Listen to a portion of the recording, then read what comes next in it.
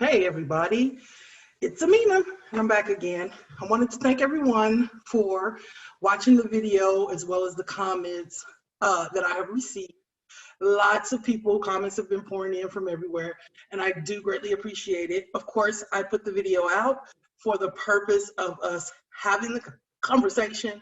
It was a conversation that I felt that was necessary for myself, for my healing, as well as others as well. Now, as I stated in that video about my brother, who was 14 years old at the time and the person who was in charge that night, I was saying that, I didn't know if he was ready to be able to talk about it. I also didn't know if he was ready to receive therapy, and I didn't think he might not want to, but I felt he needed to. And so with putting out this video, we actually had a conversation, and he looked at the video and he also made some corrections as far as and he'll be able to go into more detail about the fact that the things about the windows and the bars on the window, as well as the reason why the fire department was delayed. Because he has more details because he was older and he knew what was going on from the very beginning of everything that started. And I was shocked and amazed that he suggested that he could come on and talk and have a conversation with me about all of this. And I was very delighted. So once again, I have my tissue and I'm ready, because trust me, I'm gonna need it. And I'm gonna introduce you all to my brother, Malik. So come on in here, brother. Sit down and we're gonna talk to the people. All right, and explain everything. So first of all, of course I have to say that, I never thought you were ready for such a conversation. I stated it in the video because I believe that you were not ready for such a conversation. Certainly not this public of a conversation, even if you were ready for maybe getting some therapy. So I do appreciate that. And I mean, this, I have to say, is 38 years in the making, because the only other time that we had a real conversation about this was at your house, you and your lovely wife, when your daughter was but a mere little baby, and Sai and Amin were there, and we all had this conversation, but we didn't go into details about that night and everything. It was more about feeling as far as, what happened and everything. So that's the only other conversation we've ever had. And it's been 38 years. So now we're going to go on and have this conversation. So the first thing that I want you to do is tell the story, because this will be my first time hearing it, from the very beginning of what happened, or setting it up from the time, because you may even remember what was going on the 17th. I don't remember a thing about what happened on the 17th, but I'm sure you might. So from the 17th, moving into the 18th and going forward, your story. Okay. First of all, I just want to say I'm very proud of you trying to help yourself as well as help others, because a lot of people do need the help. Excuse me. There are things that people are holding in, and frankly, probably needs to come out. It needs to be discussed. It needs to see the light of day. So I'm proud of you doing it. I did suggest it. The question of whether or not I'm ready to do it in a public setting, I guess we'll find out in a few minutes, because there's no guarantee that I am ready to do this. No way to know. But I do remember the 17th, and I'll talk about that. And I'll kind of try and paint a picture of the house, and I'll go back a little further. That was not the first time we lived in that house. We lived in that house before, because we lived in that house when you were born. That's the house we lived in. We lived in it for a while when our parents were together, and that was born in 76. So we probably moved into that house probably in 76, probably a few months before you were born. And we stayed there until, uh, I want to say 79-ish, something like that. I don't think quite 80, but possibly. We were there for a while. So that house saw a lot, you know. Um, you talked about, first of all, you talked about how I wasn't a child. You know, I was more, you know, grown. You know. I saw. Oh, That's true. That's how you saw me. There was a time when I was a child. There were a lot of events that led up to the fact that I was more grown. My my childhood was kind of taken away from me um, for a variety of reasons. Starting with when I was 9 years old, uh, Daddy worked in Milwaukee for our uncle, Uncle Jim, which I am. Um, and he was in Milwaukee. Mama was working someplace, I don't even know where it was, but I think she was like inspecting circuit boards or something. I know she said it was hard on me. So at 9 years old, I had to keep all three. You were a year old. Shirai was 3 years old. Amin was 6 years old. He was terrible. The boy was bad. He was just bad, really, really bad. And Shirai did whatever he did. mm-hmm. So that was problematic. That I remember. That was problematic. So that's kind of where it started. That I had to take care of all three of you, which mainly he was the one that made it challenging because he pulled a knife on me before. It's just the boy was bad. He was just there's no way around it. So that was the first part of it. That was the first thing. Then I had a friend that when I was about 10 that he skipped school. A bunch of them skipped school. He went downtown and drowned in the Chicago River. His body was found 3 days later. They published pictures of his bloated body. He had an older brother who looked out for me after that. That he kind of protected me. Somebody stole my bike. He made him give it back. He looked out for me. A couple of years later, he was shot to death. So it was a lot of stuff. Plus, while we were in that house, that was the beginning of the end of our parents' marriage. Now they're remarried now. They've been together again for years, but at that time, that was the beginning of the end of their marriage. And you all were young and you were asleep. And I was the only one awake listening to them argue, her crying and I'm crying. And, so it was a lot. It was a lot of things going on. Why I had to grow up faster than I needed to, faster than I should. I also had some family members that told me some very inappropriate personal details about their lives, about abortion, this and that, and I didn't need that. I knew way more than I needed to, so I grew up fast. And I think because I was quiet, I was a good listener, that people just took that as mature. Manly. That's not really what maturity is. It's not. So that's why my own child, I tried to ensure that people didn't do that. They tried. She's similar to you. She's similar to me. Yes. So a lot of people tried. They tried to put her in positions where she was taking care of children. She's like 10, 11 years old. No, she's not doing that. No. Somebody wanted her to go with them to New Orleans to a wedding, and she babysat their two young children while they're at the wedding. No, none of this is happening. It's not. I know how this can end, and this is not happening to my child. It's not going to happen. I try to protect her in that regard. But anyway, So the 17th was a Friday, and it was just a very strange day. I was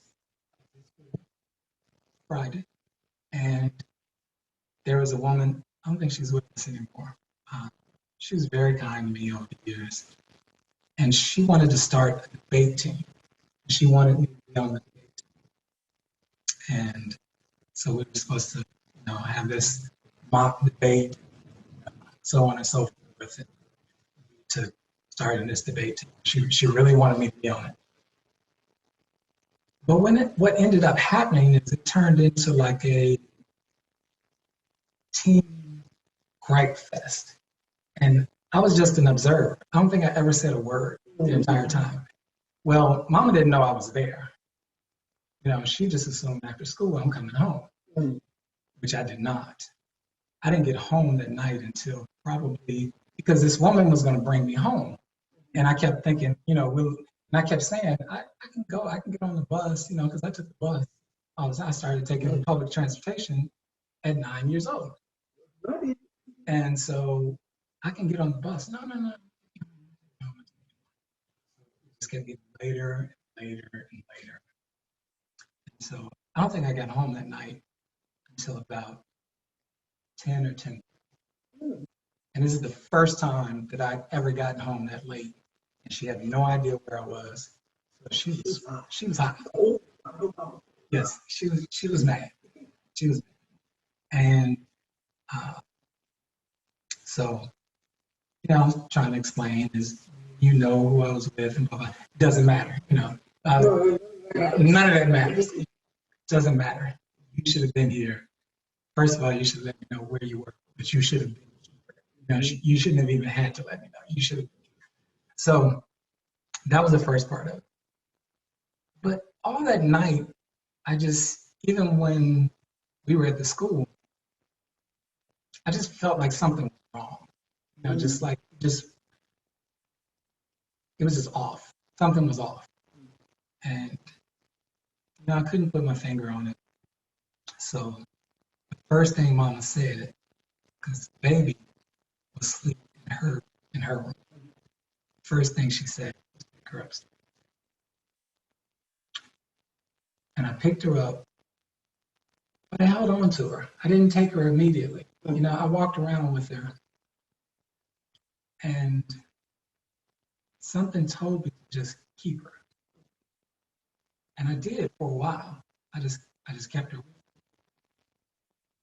But eventually, I took her upstairs, which, of course, in hindsight, I wish I never did, but I did. That's what happened. Took her upstairs, put her in bed. Mama usually left around 11. And she assumed that Julia would be home from work soon, because normally she wouldn't. This day she didn't come home. Her and a friend went to the party afterwards. I didn't know where they were, but I wasn't looking for her. I wasn't concerned about it. But I think they stayed at the party till about 1. That's when they left the party. So I'm there, and I'm a teenager. I got television going. I had a stereo in my room, and it was an old stereo that Julia had given me. She had given me, and it had these weird shaped speakers, and it was just old. It worked. So I don't remember I know I watched Johnny Carson's show, which would go off about 11:30. Don't know what I watched after that. I couldn't tell you. I couldn't tell you. But before we go into everything that happened, I'll just kind of give you a picture of the house.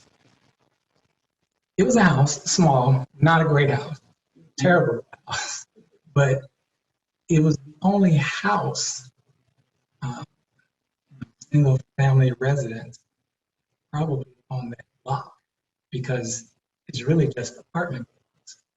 Like one small, like a two-flat that's on the corner, then one next to us, which had Brady's, an elderly couple.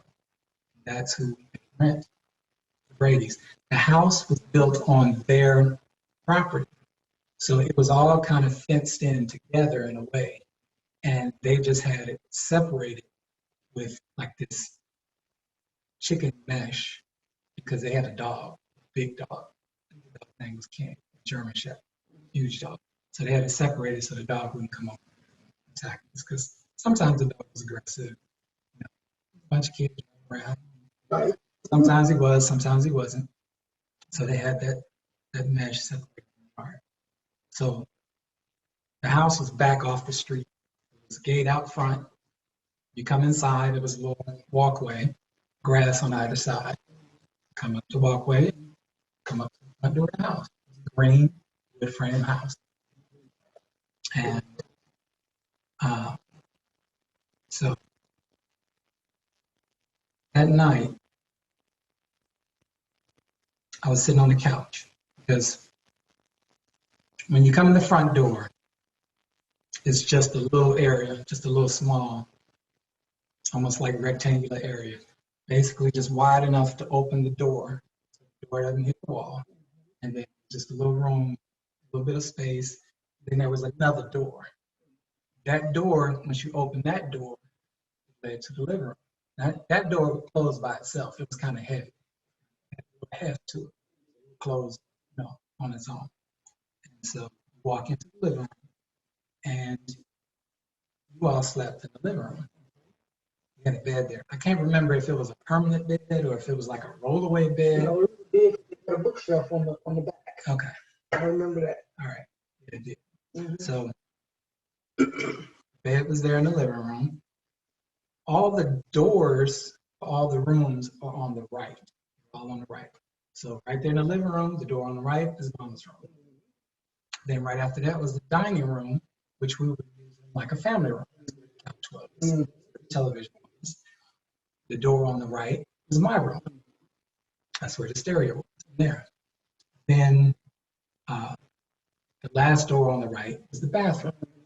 You walk into the bathroom, bathtub on the right, and you walk past the bathtub, the stairs are right there, and they go up and then go over the tub. That's how you get up into the attic. And you come in the house straight ahead of the kitchen. So I'm sitting on the couch, and I hear a noise, loud cracking, like wood snapping. Now, from this point on, everything happened. Sometimes things happen in slow motion. At this point, there was no slow motion. Everything happened fast. Like, boom. So I walked over to the kitchen, and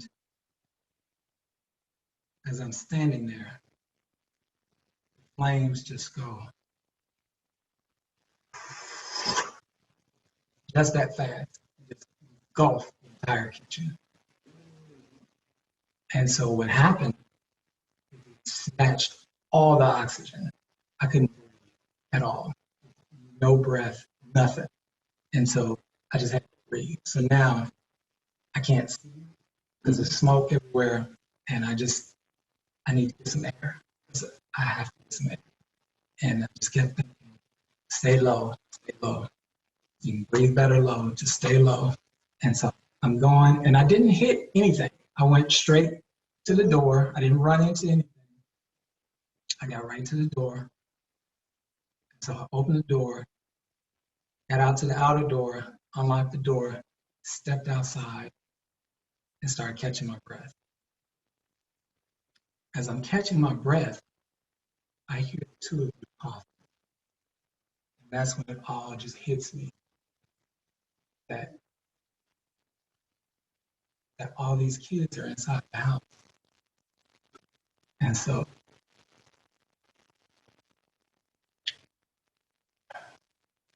stepped back in. I opened that inner door. Like I said, it closed on its own. So I got down because now the heat is coming out, smoke is coming out. I got down, I called to both of you, and I said, listen to me. Get down on your hands and knees and crawl out. Come to my voice. Just listen to my voice and just keep coming to me. Just keep coming.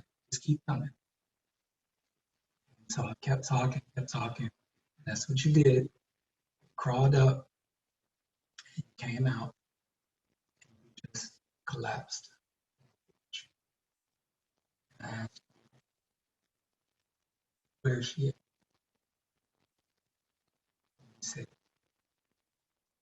She said she's not coming.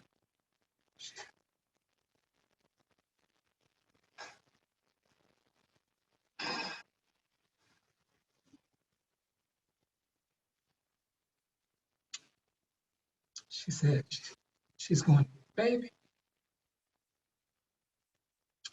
That's when I started calling her name. She never answered. Something you have to understand about this little girl. I've never seen anybody in my entire life as fearless as her. She had no fear, nothing. A couple months before we moved back into that house, because like I said, it's the second time, so we hadn't been back that long. A couple months before that, we were staying in an apartment on the third floor. You all were playing outside by the rail. My nephew is standing on the rail. He's holding on to the rail. He's standing there. But she's not holding on at all. She's doing the balance beam thing across the third floor rail. Just going, turning around, going back. No fear of falling. Nothing. It just wasn't in her. She just did whatever. So that kind of gives you an idea of her. She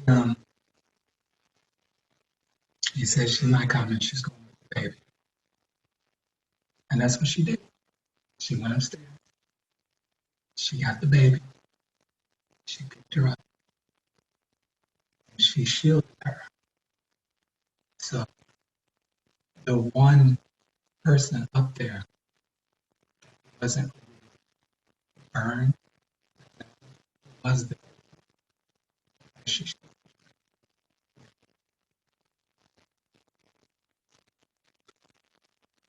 But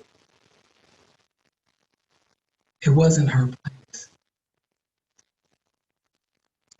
She was 8. It wasn't her responsibility to save anybody. And all I needed her to do was just listen to me. Just listen. She was right there. There's no,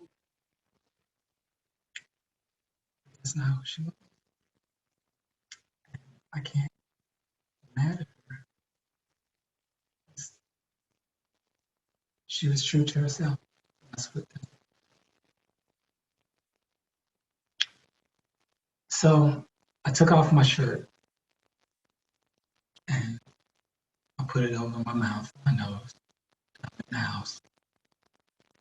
And I made it as far as the dining room because now it's hot. Before, when I was standing in front of the kitchen, I didn't feel heat. Now it's hot. And this house is bad. And so I come back out. I'm not thinking clearly. So my thought is, I know what I'll do. I'll run around back, go up on the back porch, crawl up. Um, I'm not thinking that it's fully engulfed. It's just not. That's my plan. And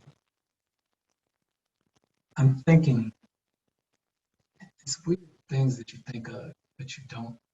It's not, some of it's logical, some it's not logical. I didn't go straight down the side of the house because that chicken wire was there to keep the dog. And my thought was, if you're on the porch, I don't want that dog to get to you. So I didn't bother the chicken wire. Now the dog's not out, but I'm not thinking about it. So I run all the way around. I run around the front, past these two apartment buildings into the alley. And then I see all the flames and smoke, and that's not. So now I'm thinking, I'm trying to assess what can I do next. And a guy runs up and he goes, "Have you called the fire department yet?" And I said, "No." He said, "I got it." Takes off running. And so he runs. Now, here's the problem. He ran to a fire call box. Fire call box. Probably by the school, which is 7 blocks. So that's where the fire department didn't come to the house. They went there instead. He was there and he had to direct them to the house. They were livid at him. They were mad at him for pulling this call box because it cost valuable seconds that just wasn't available to us, but he was just trying to help.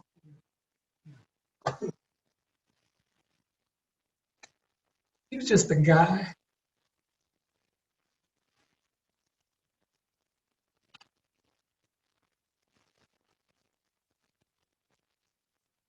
Just a guy in the alley, just trying to help.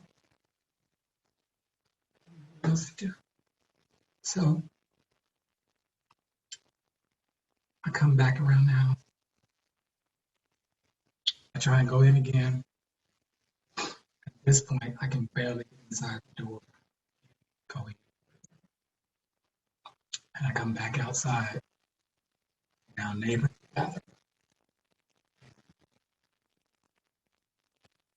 The first time I had to answer this question, probably 25 times. Come up. Is anybody inside? 5 children. Where are they? Standing up. They're right inside. And so I go, I got a ladder. So now more neighbors are gathered. Again, that's the question. So when he gets back with the ladder, they climb up the ladder and they're trying to open the window. Chicago, window's locked. Lock everything in Chicago. So somebody else says, just get down, we'll break it. They took the ladder and they started banging on the window to try and break it. At that point, the fire department, and they said, "Stop, do not break that window. You're gonna feed the fire, give it oxygen, don't break the window." So that took some wrangling because they wanted to, but they're right there. No, don't do that. So they moved away at the fire department. So now I have to answer this question for every fireman. Everybody now, right at the window. So when they're fighting a fire, firemen don't run.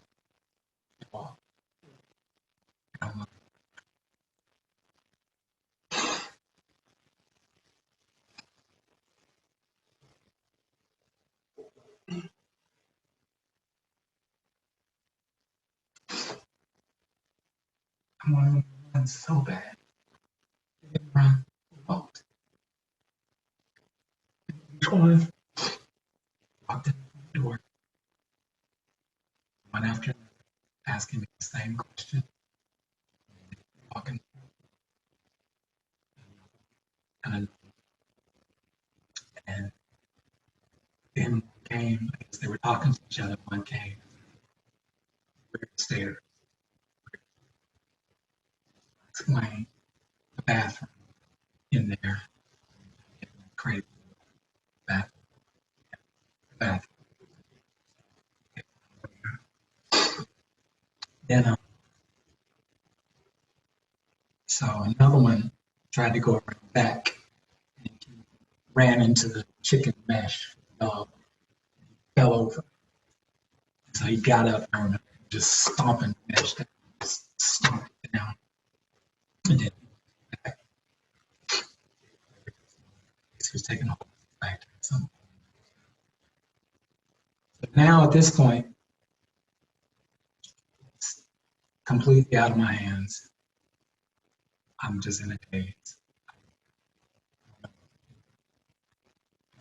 To talk to. I'm just standing. And so they finally directed me away from the house. I was too close to the house. Step back, into the yard. So I'm in the yard, and the woman from across the street comes over, and she's just looking at me. She didn't say anything. Strange. And I didn't say anything to her.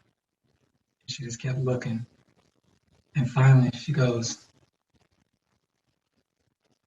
"Baby, aren't you cold?" Because now it's December in Chicago. And I had on a white shirt, white Oxford shirt, buttons on the collar. It was open because I had taken it off, put it on my face. I had on a white t-shirt, brown corduroy pants, white socks, no shoes. This is what I was wearing. So when she asked the question, I looked kind of confused. I looked down at what I was wearing. I looked over at the snow on the ground, and I just started shivering uncontrollably. Teeth started chattering, and I was just shifting, just convulsing, and people started freaking out. Everybody's like, "Oh my God!" They're just freaking out. And so she was like, "Bring him over here. Bring him to my place. Bring him to my place." So they took me across. When I tell the story, I was cold, but so they took me across the street to her place. Never went in her house. I was on the step. I think she brought me something like a shawl or something. She made me some hot chocolate. But then she asked the other pertinent question. God.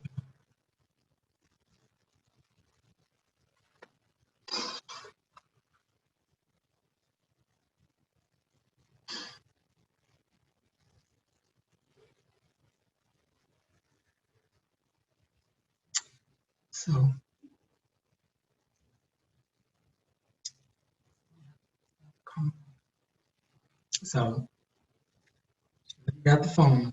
Back then, one phone in the house, a really long cord. Yep. And so she went and got the phone, brought it out, and gave me the phone, called the restaurant. And called and mama answered the phone. Usually. And I told her, the house is on fire.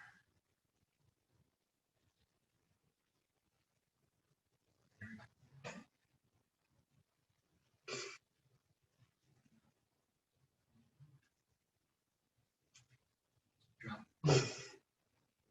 Mom.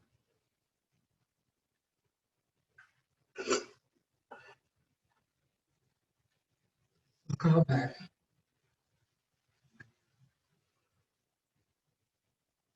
person is mad.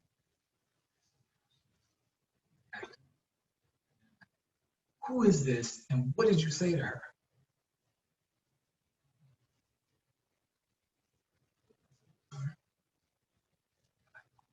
Oh, oh, okay. All right, she's on.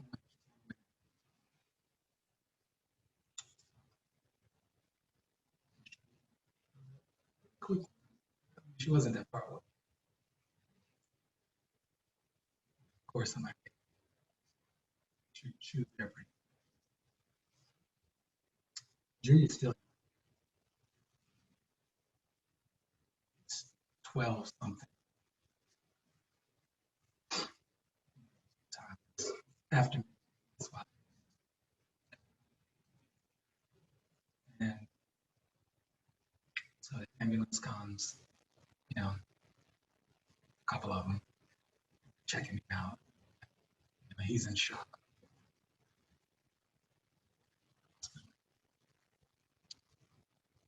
Mama gets there.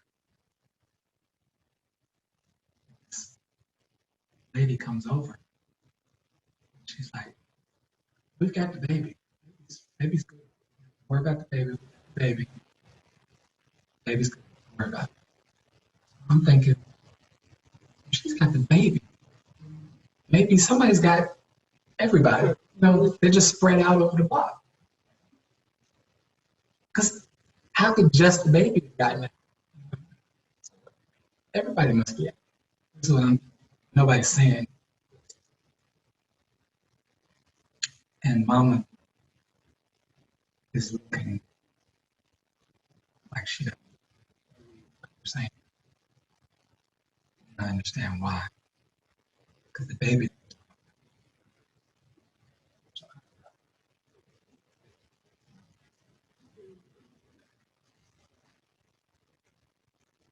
So we went to the hospital.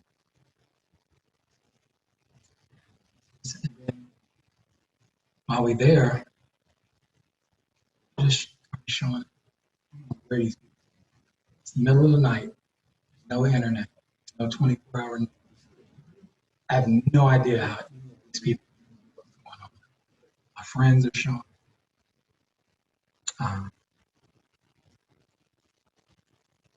Sister's friends are showing.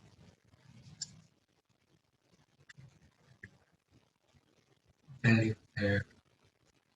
We got all these people coming in. They're all crying. Nobody's actually telling me. Nobody's told me. Nobody said they were, but everybody's crying. Firemen come in, they're crying. Just any and everybody that came in, they're all crying. Nobody's actually saying it. So we were only in the hospital some hours. We got discharged probably 7 that morning, Saturday.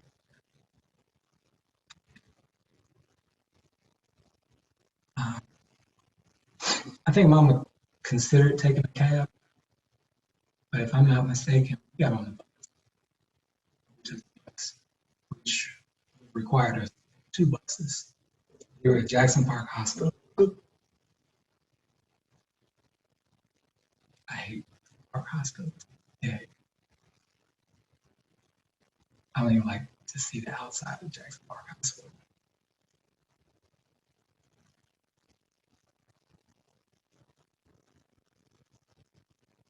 Now, there's a lot of things that like I associate after. One thing, last song I heard on the stereo before all hell broke was Sexual Healing by Marvin Gaye. I couldn't listen to that song. I would get nauseous. I heard the song. It was Marvin Gaye. So always playing. It was always on. But I would literally get nauseous every time I heard it. But we took the bus, if I'm not mistaken. Pretty sure. And people were staring at me. I couldn't figure out why they were staring at me. People were staring at me. and went back to grandma's apartment. And she looked at me. She said, go in the bathroom. And I went in the bathroom. Black was so.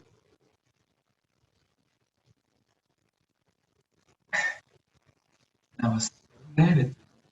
Send me out of the hospital. Face was covered in soot. That just a little bit of kindness.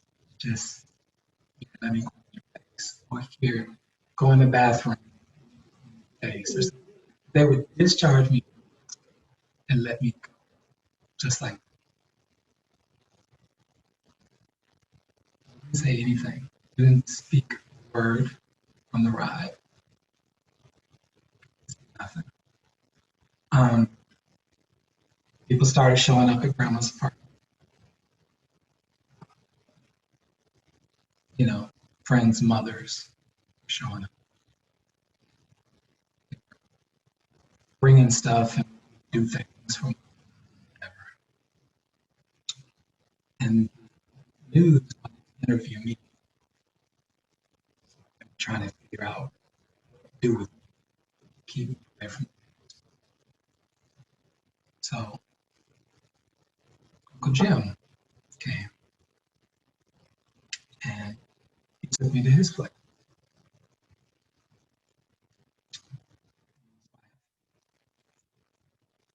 They lived out in the western suburbs, and they took me and bought me some clothes and some shoes. I didn't have shoes.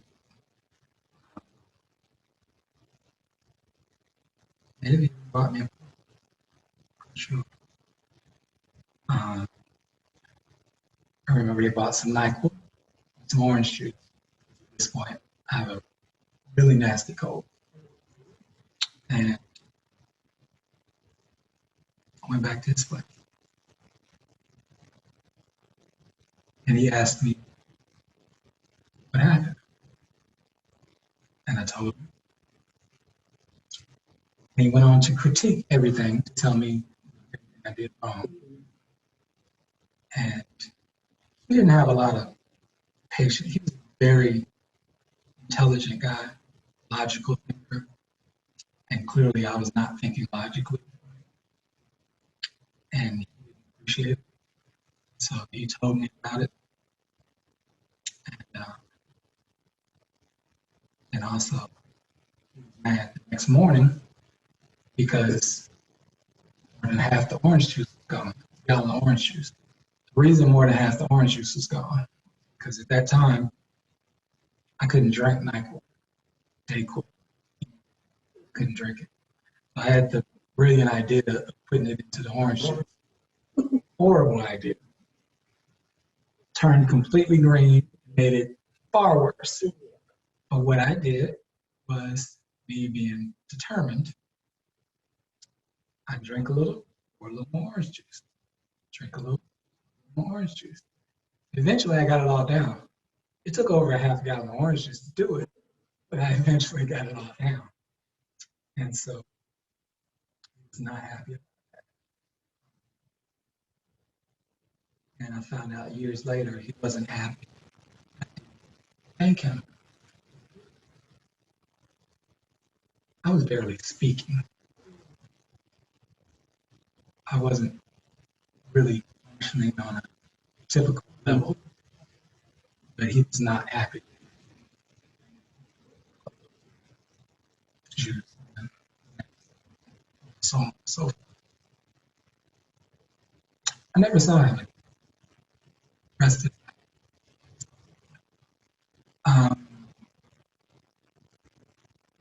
he only spoke to me one more time, and that was when his son passed away in California, stationed in California. I found out, I called to give him my condolences and to apologize for not being able to make it. I found out it wasn't a good time, but time spoke to me. He actually had a full conversation with me. He told me he was planning to move to Tennessee for his retirement. Last time I ever told him, that was in 1980. And he passed away about that. Yes, I remember because, he didn't for wanted to have anything for his family. He didn't leave anything for his burial. And they called and wanted money for his burial. And you were considering the money for his burial. And I said, why? He didn't want to have anything to do with us. So, and you said he was nice to you. When he was around, my favorite. He taught me to bowl, he taught me to golf, shoot.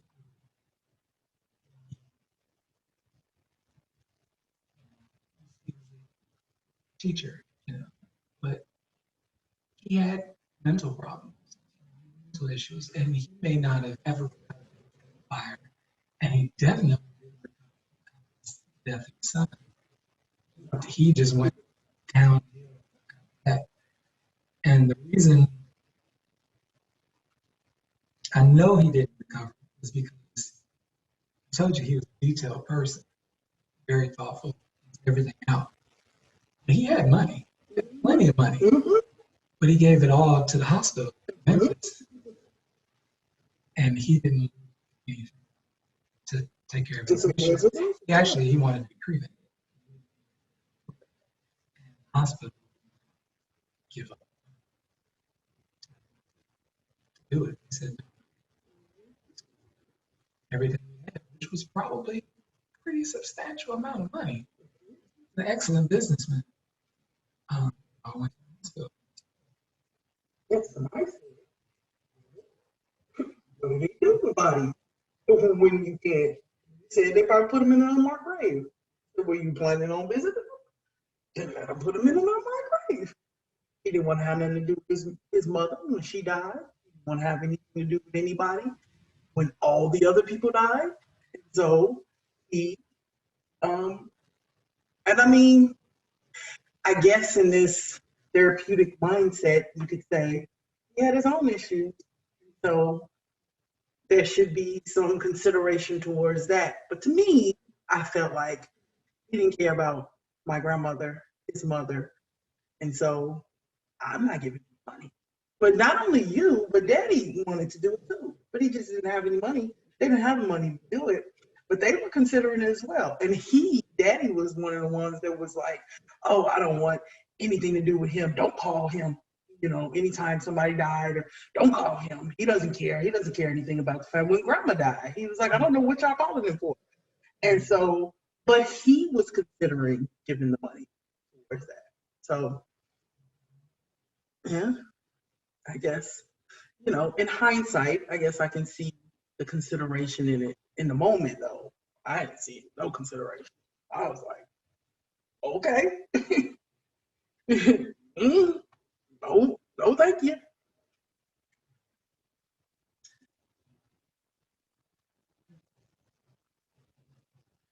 But we are talking about hope getting past that. So the way I put this to you was I said, this is us thing. This is television. It shows things from different perspectives. But one thing that they also do is show after this horrible thing happens, they show how you part of your life. Whenever we finish up, I'll give the This Is Us moment. Shows that there is some, it's not all despair. Absolutely. Because that's what this is about, trying to help people. And I have that too. So I have mine, so you can give yours, and I have mine as to what brought me out of this. Never healed either one of us. It didn't heal us because we never addressed it. We never moved past it. One of the things that you said, and I didn't want to interrupt you while you were talking, is about Shara and how she was 8. And it wasn't her job to save anyone. But you were 14. And you were a child. And she was fearless. So she went and she went for her. She loved Gene and she had to go to Gene. It was calling her. She couldn't help it. But you were 14 and the only thing you could have did was die to me. That was the only thing you could have did. You couldn't have saved him. She did not save her.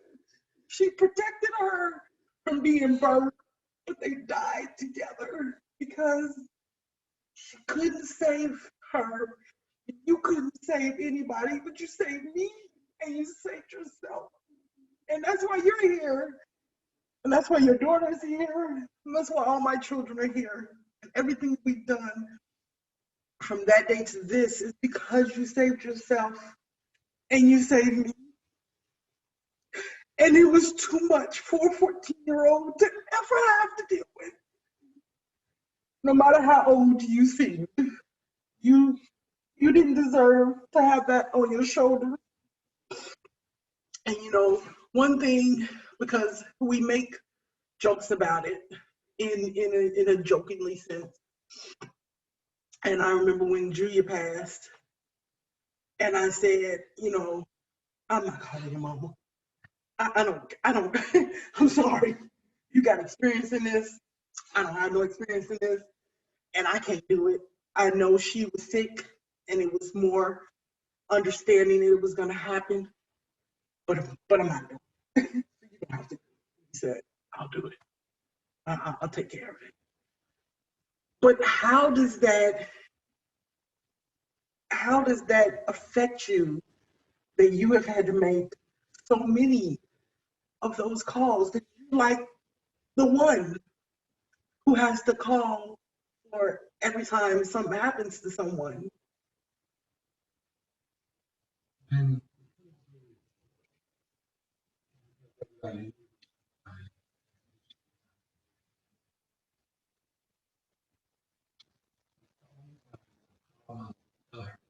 children.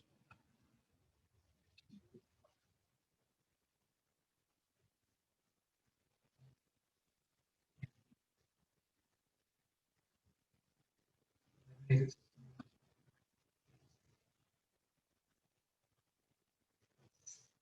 just like wait,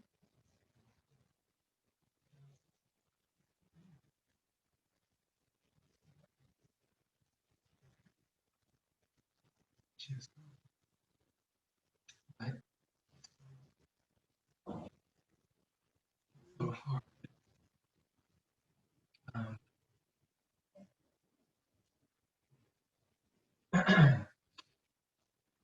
it is difficult, but I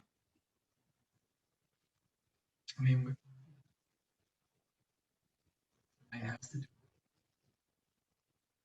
and it's better coming from me.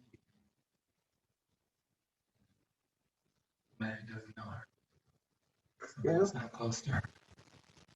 Yeah. That always, I mean, the point that you made, that the fact that, you know, grew up before your time and you always seem older to me, you just seem like the older brother that just always wanted to tell me certain things in a very calm voice. It's way to be better. And that was you, and you would always say that and then give your advice. And I would be like, you ain't my daddy. And so, you know, and it's funny because my son and daughter have those conversations all the time, and she always tells me that, my daddy. But and I'm like, oh, I remember those days. But you always, you know, seemed, you know, well together. And of course, we never had any conversation to this effect. So I didn't know how it affected you. I only knew how it affected me. So I had a sister who was 2 years older than me, somebody who I looked up to all the time. And like you said, she loved to chase after a meme. So she would always be behind the meme and I would always be behind her. And everything that he did, she wanted to do. And then I wanted to do everything she did. So I went and followed her, except for when I wanted to me and my mom because I was very much attached to my mom. So I remember that. I remember that, you know, she would follow him, I would follow unless it just went too far, and then I had to stick to my mom. And so, but she was my world. She was my sister. She was 2 years. She was 2 years older than me, and Mama used to dress us alike. She used to dress us in clothing that was the same clothing but different colors. And we would go to school, and I remember that Sherrod didn't like that. As she got older, she was like, I don't want to dress like her. Why do I have to dress like her? But to me, she was just like everything. And then she was just gone. And then, but nobody explained to me where she went. I didn't know where she went. I didn't know about heaven. I didn't know about death. I just knew she was gone. And I remember seeing her in that casket. But other than that, that's all I knew. And nobody took the time to explain anything. And so I learned that, okay, you're just gonna have to do it because Mama was distraught. She was not the same mother ever again that she was before that. And so I couldn't talk to her. I couldn't talk to you because you were like, checked out. You were like, you're in another realm. You began living another life after that. And so, you know, I couldn't talk to you. I couldn't stand him. I could not stand him. We had nothing to say to each other unless we were arguing or fighting. And so it was nothing. And then of course Julia went back to Kentucky. Of course she's gone. She was gone. So there was nothing. So I talked to myself. I cried to myself. And I took care of everything. But you mentioned, you know, things that trigger. One of my biggest triggers was that doggone wagon. That red wagon that Mama used to take to laundromat with them clothes. We used to play in. All of us kids would be out there, and when we were in that house, it was like a lot near it, right? Because I remember there being like a mattress that somebody threw out. We would play over there, and we would push each other in that wagon. We would go, and after the fire, my mama went in there and she got on the lasted and she had it on wrapped up in Reynolds wrap. Doggone wagon. And that wagon stayed in the house underneath the table with tons and tons of papers in it. And that's where that wagon was. And that wagon was my nemesis for forever because I remember we used to play in that wagon. And nothing survived that freaking wagon that she brought it. It's like a memorial or something. Because it didn't take no clothes after that. It just sat there under the table with those doggone papers. And it was just like, I just really wanted to throw that wagon away. But Mama wasn't, I couldn't say throw it away because Mama was attached to the wagon. I didn't want to do anything to make her upset. So, I mean, I was just like, gosh, that darn wagon. Like every time it was there. And so yeah, that one was a trigger for me. But moving past that, what got you, because we never got into counseling, we never talked about it. So what did you do in order to get past or to handle it or to deal or to move past?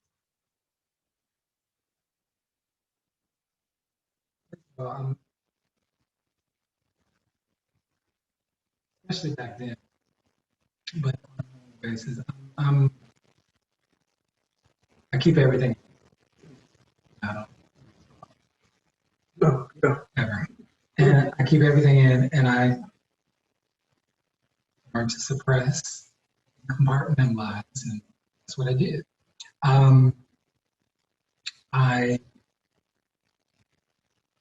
One way that I dealt with I really dealt with it. I don't know what you would call, I guess you could say dealt with it. But when I thought of the fire, I never thought, I didn't think about Julia's kids. If somebody asked me that, I told them. But in my mind, my little sister died. That's all I could do. I could only process. The fact that 5 kids died was too much. So it was almost like they weren't there. It didn't involve them. It was all about her. So if I talked about the fire,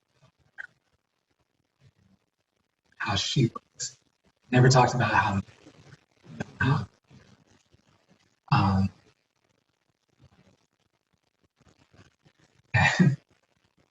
Julia had to take Tony to the hospital because that's what you did. You take him because he's complaining about pain in his nose. She kept saying that it smells weird. Well, he had a popcorn kernel in his nose. It had been up there for a long time. And so, yeah, it was bad. But I mean, I never talked about stuff like that. And I love the kid. He just called me Big Uncle. And I love being a Big Uncle. Now, like you said, I used to play with all of them. Play with you all the time. I mean, even you all, I would turn double dutch for you all to jump. I never learned to jump double dutch, but I turn. So that was one way. Just in my mind, it was just about her. That's all I could handle.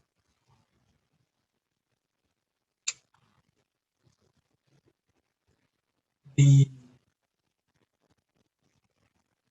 This Is Us moment, I guess, and all right. So after the fire, I told you I had a bad cold. Well, that bad cold came the flu. I didn't go to school for weeks.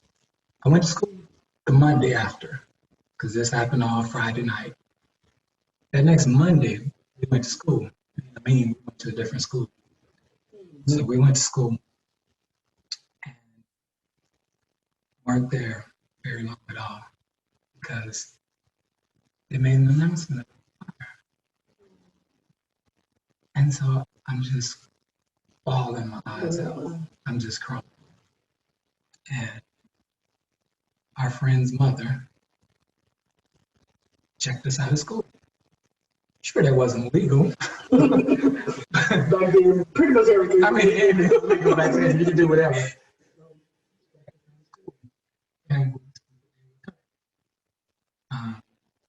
she took us to 87th Street.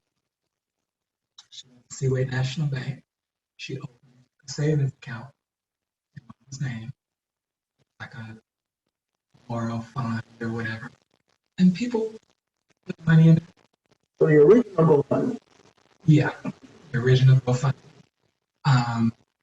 Mama kept that account for years. She eventually closed.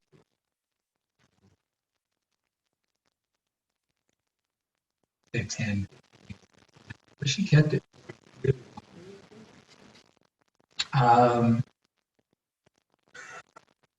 She took us right down 87th Street was the original pancake house.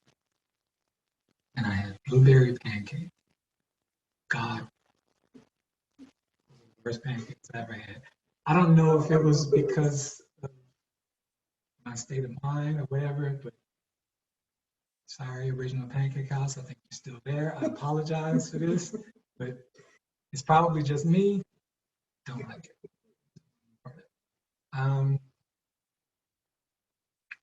So anyway, that was the only day I went to school. I didn't go to school. I don't remember a lot about that period. Like you told me last year that Mama and Julia went out of the country. Mhm. I have no memory of it. None. As you tell me, I can piece it together. Oh, that's why they went there. In my mind, they were in Kentucky. They went to Kentucky first because they all left together. Right. Right. So they in went my to mind, they were in Kentucky. The fact that they went out the country, I would have sworn in a court of law that it never happened. Never. Because I just didn't remember. There's a lot of stuff in that period that I don't remember. And I remember everything. A lot of stuff I don't remember. But so the cold turned into the flu. The flu became tonsillitis. They talked about taking my tonsils out. They discussed that. Mama took me to see a ear, nose. They considered taking my tonsils. Really didn't want to take my tonsils. We'll wait and see. No. Then I went back again, and this time Mama and Julia, all of us. And he said, no, the tonsils, they're okay, but he has fluid ears. And so we're gonna basically poke holes in his eardrums with these little tubes. Well, the tubes are designed basically for little kids, and they're supposed to fall out between 3 and 6 months because little kids are growing. They just push them right out. Well, I was almost 15 years old. I'm not doing much growing at this point. And so those tubes stayed in my ear until I was 15 years old, which meant I couldn't get water in my ears. I couldn't go swimming. They didn't even want me to take showers. They wanted me to only take baths. Dude, I'm 6'2". I can manage to take a shower without getting water in my ears. I'm not doing that. So, no. But like I said, couldn't go swimming. I did get water in my ears once. Awful. It sounds like ocean water. It sounds a lot happened. So I had that. Finally, I healed, and my brother, Sai, wanted me to snap out of it. Snap out of it. Come on, snap out of it. And I didn't know what that meant. Snap out of what, first of all? I don't know what you're talking about. I'm just here. And then he decided he was skating. Mm-hmm. Yes, he did. So, a month after the fire, January of 83, 7 years old, skating. I didn't like to skate. Never. So I went skating. Skated a little bit, wasn't really feeling it. Just, wandering around. And I see this crowd has gathered in the disco ball. They had a separate DJ and dancing. A little crowd had gathered. And so you talked about the outfits that you all wore, like the picture you have downstairs. Sherrod in the red outfit. And I had the same one. And you had the exact same one, same color, red, everything. Your hair was braided the same, all of it. So a separate crowd had gathered around two little girls. Red outfits. Hair braided the same. Door.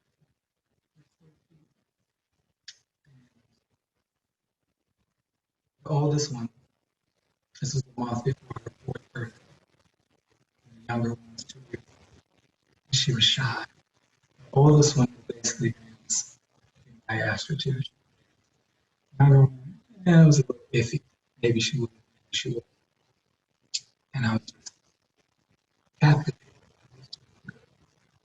Just my Sherrod. And so their mother third child. She was pretty, but I wasn't focused on her. I'm focused on because to you. And at that moment, I knew I just wanted it. And at January of 1980, I just knew. I didn't know. And so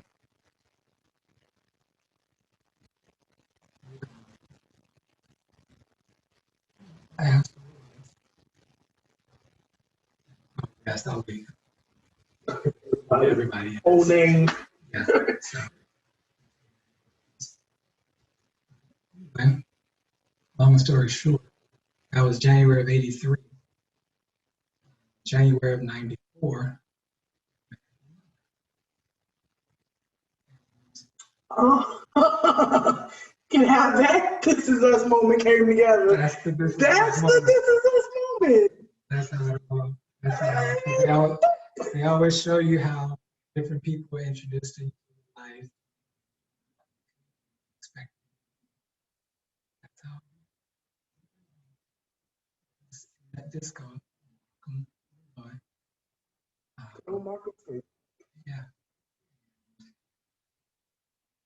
97. And she gave her Shiraz's middle name. It's Precious Gift.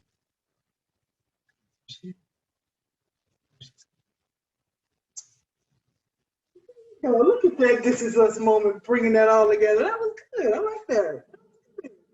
Look, that all came together.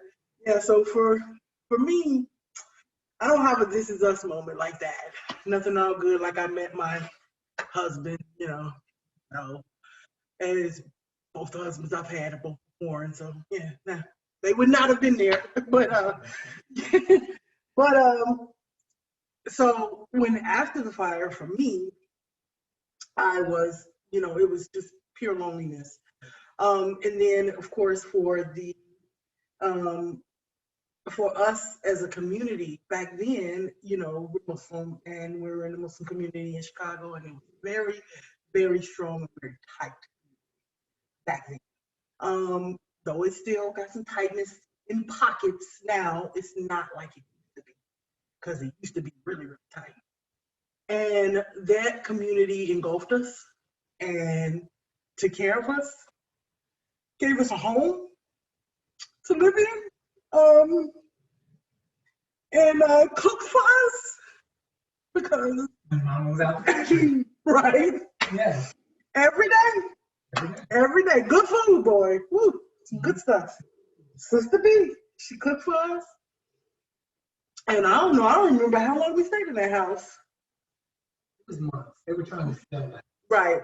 I know. It wasn't any time. Yeah, it was a while. I think I'm pretty sure Uncle Jim brought me back on Sunday. Probably headed right over to that house. I think everybody was already there. Because before this, we was at Browns. I remember that. After the fire, we went to Browns. Mama and me, we went to Browns, and that's where we stayed. And that little bit apartment. And then we moved to the house. We stayed there for months, and so they engulfed us. They took care of us.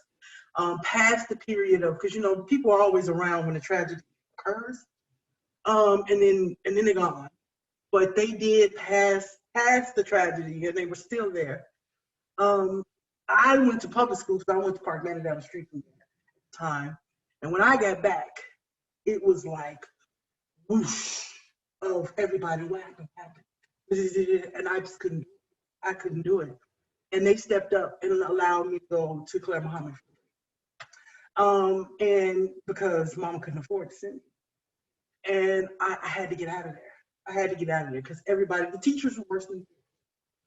And they put their pictures, and I don't even know in Park Manor if they still, I guess it's still there, and they used to have their pictures. up on the wall, all the kids. We had just taking pictures, and that's that picture that's downstairs. And so they had those pictures on the wall of the children because we all went to Park Manor. And so, yeah, I had to get out of there. And then I had my Kentucky family. That, I mean, if it wasn't for dance, and if it wasn't for Kentucky, I don't know if I could have survived, because that was my outlet.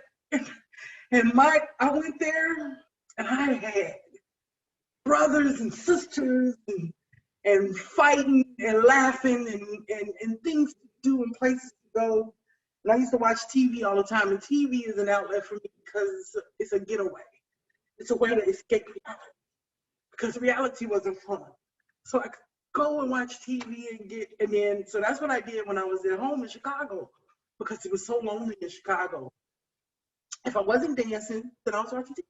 So as long as I had that, then I was good, because I could dance, and that freed me, because I'm a dancer. I used to dance for real, and so that freed me, and I was able to do that. And then I could go to Kentucky. So every chance I got, I went to Kentucky, because no matter what kind of dysfunction may go on there, they are 100% a family. And I had a family there. And I didn't have a family in Chicago. I used to, but then I didn't anymore. And so now I have one. So that was my salvation. That's how I got through everything. And, I always think about it, because, they say, people will say, may I ask you before, if I ever could go to dinner with anybody, living or dead, who would you choose? I would choose Shara, because I haven't seen her in so long. And I would just love to see her, but I ain't in a hurry to see her, for real. Let's be clear. I ain't in a hurry. I mean, I'll get there in my time, and hopefully my time is long. And my daughter asked me, she said, how do you do it? How do you get through, losing, everybody? And I said, well, you just got to get through it. In our religion, we believe from God you come, God you return. And that's abstractly, that's a good belief, but you're still human in all of this. And so you understand that. But when I pray, my biggest prayer, as much as I don't want my mama to go nowhere no time soon, I just don't want her to bury not one more of her children. So I just pray for us. I pray for your life, and I pray for my life, because I think she's handled enough. I think she's bared enough of this burden. And I just pray for her that, and then when she goes, because she's my mom, and no matter what her age is when she goes, mama will be like, I don't have to live that long, I don't have to live as long as my mama. I can go anytime, it's okay. And so when she goes, my comfort will be that she will see her. And that will comfort me, and that'll get me through that, because she'll finally be reunited with her children, and especially Shara, because it's been forever. It's been forever. And, when you tell that story about her and how fearless she was, and then I can remember, and then it's like, this is therapeutic, because we can talk about it, and the memories that you have because you were older, and the memories that I have, because I do have some memories, but not as much that it can feel like she's alive again. And, when I always wanted to name my child after Shara, simply because you had named Naima. You had named your child, and that was her middle name, but I wanted to be able to have her first name and be living. And then when Amin had his child and he named him, I thought that was perfect, because she loved me. And like you said, she followed after Amin, and everything he did, and it annoyed the heck out of him because she would go, and then here I go, and it was like, leave me alone, go away. And but she adored me, and so it was perfect that he did that rather than me. All I wanted was for her name to be, and I understood and I got that you were like, can't do that. I just can't. I can't have a daughter. Um, and so I understood that, but I had to have her name live on, especially since it was basically something that Daddy made up. So I wanted it to live on, and I thought it was perfect that Amin did it. And so I was like, okay, good. So I'm cool. Now her name is there, it's out, and it was fitting as to who named it, and so everything. But that was my healing principles, and certainly this was a healing principle for us because this was epic, 38 years in the making. When I tell you we have never talked about this, we have never. I mean, we surface talk and we joke, and it's changed us in a lot of ways as it relates to. We talk about that as it relates to death because we've had so much that that doesn't hit us like it may hit someone else because it's like, I mean, we've been doing this for quite some time, but it's not that we don't have feelings or emotions or any of that because we're human and we do. um I would say that of the deaths, because all of them were hard, but the fire and Amin were my hardest because I just knew Amin was going to be an old man, getting on my last nerves and bothering all his daughter's boyfriends. I just knew it. I knew it was going to happen. And when he was gone, it was like unreal. Like, what? No, like, really? And so, I wanted to do this because, and I had to tackle this first because it's the most significant thing to tackle. And I'm glad you decided to join us, in this because, I never thought you would. I said it. I don't believe that you will because I don't think you can. But, you know, we've evolved and here we sit. And so we're able to get past that and do some healing. And I think this was, I don't know about you, you think it was a healing thing for you? Daughter asked me the same question, like, how do you function?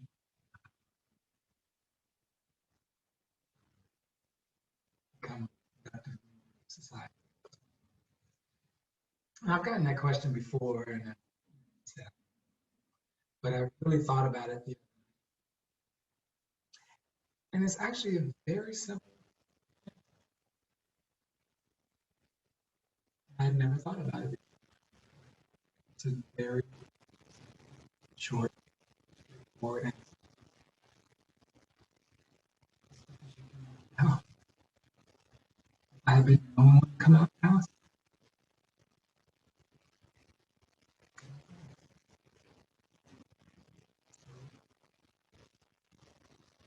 That's the answer to the question.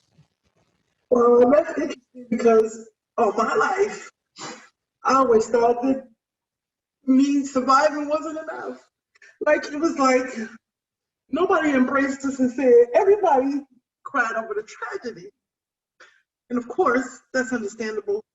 But nobody embraced us and said, thank God. Thank God you made it. Because we wouldn't have survived if you if we had had some. Because like Judy used to always say, if I could have just had one, if I could have just had one that made it. Because of course Judy couldn't have any more children. And she tried to get them untied, and she couldn't afford it. And she had a doctor one time that said he would do it at the hospital with her. So, so therefore, she never was able to have any more children. So that was her thing. If I could, well, I always wanted. I never voiced it because I couldn't tell anybody that. But I just felt like, well, hey, what about me? What I mean, I lived. Malik lived, and why isn't that just a good thing? Not that Not that it wouldn't still be just as tragic for all the others, but at least grab us and say, thank God you made it. Because we couldn't have handled it if y'all, because it could have been all of us. Could have been 7 dead in the house instead of 5. And I never thought that you really felt like, because I felt like, oh, why doesn't he feel like, me surviving was a wonderful thing, and at least I saved her. And to hear that, so that's healing for me, because I never thought that it was important enough that I did. Not that you wanted me to not survive, but that, I was the only one to survive. And that just wasn't enough, because you couldn't save her. So, yeah, that was it. So I appreciate that, because I never thought that. All my life, I never thought, what about a little old us? We got out, and we lived. And so, I mean, that's what it's all about. This is what this forum is for. It's about healing, talking about it, because talking about it can be therapeutic. But of course, if you need any counseling, you should certainly get it, because sometimes you need more than that. Because some people use it and they use it against themselves, their bodies, and sometimes you internalize it so much that your health can be. So it needs to be, whatever needs to be done, whether it's talking about it or getting a therapy and understanding how to process it.